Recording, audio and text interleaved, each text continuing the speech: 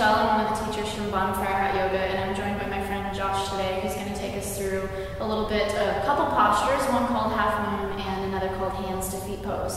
So we'll just go through some special techniques, some ways to help you correct this posture if you're falling into some poor alignment, and just a little bit of tools to help you improve your practice. So first thing about this pose is that it creates a full bending of the spine, both from right to left and back to front. So you create a stretching sensation going from a full extension into a forward bend, full flexion, and also we do a side-to-side, a lateral bend of the spine. So it's a really beautiful posture to demonstrate the different movements of the spine that it's capable of.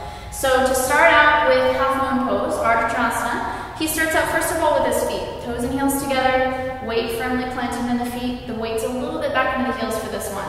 Now to take an inhale, he's going to bring his arms over his head sideways, so he flips his hands around. Take a big inhale breath and extend his arms all the way up overhead. Extending his arms that way helps to open up the shoulders so they can be nice and soft there. Now the next thing is with his grip. He's going to make sure he has a really tight grip so the palms are glued together nice and tight. He takes a full inhale, stretches up and creates a lot of length as much as he can, and now slowly he'll start to bend over to the right.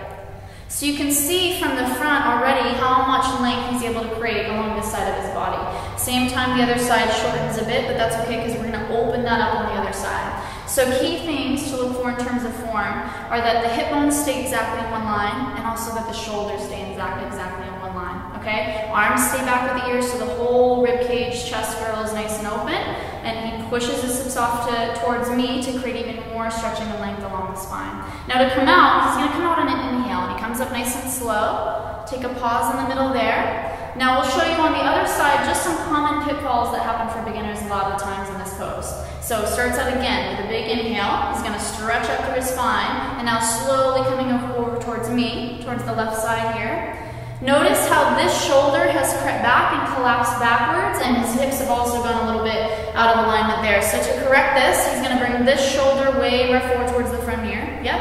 And now this hip comes a little bit more forward. Good. So that helps to get the twist out of the spine. You don't want to have the twist in there while you're stretching over to the side of the room. Now he's able to push his hips off to the right side and get even more of a stretch to happen. Now to come out, he's going to inhale, come all the way back up to center.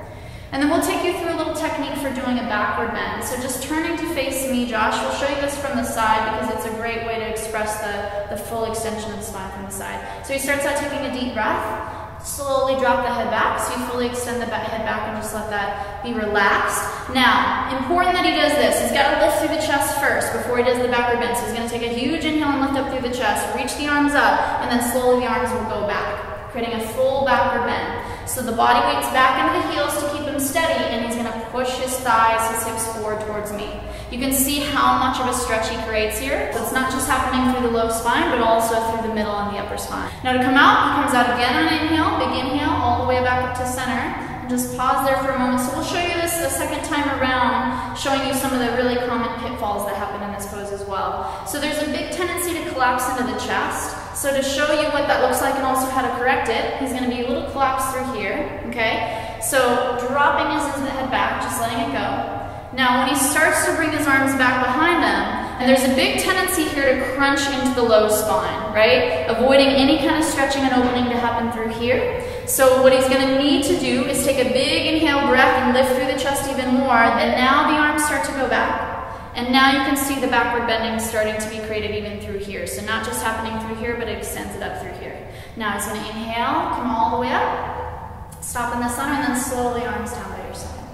Good, so the next technique that we'll show you is a posture called hastasana, hands to feet pose. This is a big forward bend. So going into this, again he's going to bring his arms over the head sideways, nice tight grip with the hands again. Takes a big inhale, reaches up. Now very important, he's going to engage some core strength here as he goes down. That helps to protect your lower spine. So engaging the stomach muscles, he slowly bends forward, keeping his spine nice and long, arms with the ears. Now if the hamstrings are really tight in this position, it's okay to soften the knees as he goes down. So once he gets down there, he's going to grab his heels from behind, step on all 5 fingers. There's a lot of different variations of hastasana out here. This is a version where you grab the heels all the way from behind, and that way he can get his elbows wrapped around behind his legs on his calf muscle. So the grip is important. He's got a good solid grip, and now he can pull using bicep strength. Now the thing to point out in this is how much length happens again through the spine. It starts out just stretching the legs, but eventually the idea of this stretch is to create a stretching all the way across the spine. To come out of this, he's going to release his hands, arms and head together, and he comes out full extension all the way back up. Again, he could soften his knees if he felt any kind of tenderness in the lower back when he does that. Now we'll show you that one more time from the side just to show you the expression of the posture from the side because it's helpful to see the alignment from there. So take another big inhale, arms overhead. Nice tight grip, take a deep breath, stretch up, and now slowly bending forward, keeping his abdominals engaged. He's going to go down, nice long spine, does that beautifully, and then he's going to grab his heels from behind and step on all 5 fingers. So from the side, it's really easy to see how good of a grip it is. His hands are way behind his heels. He brings his elbows behind his legs on his calf muscle to get a solid grip.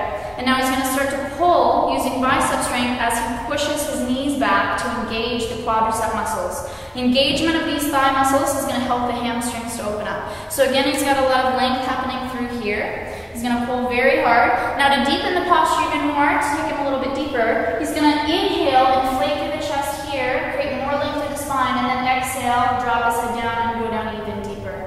Good. Stomach sucked in. Notice how there is no gaps happening at all between his upper body and lower body. He's pressing himself together nice and tight.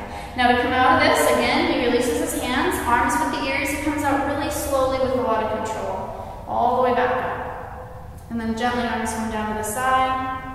Nice job. So hopefully that gave you some good practical tools to help you with those 2 postures, half moon and hands to feet pose. So thanks so much, Josh, for demonstrating that for me, and we'll see you again soon. Thanks. Namaste.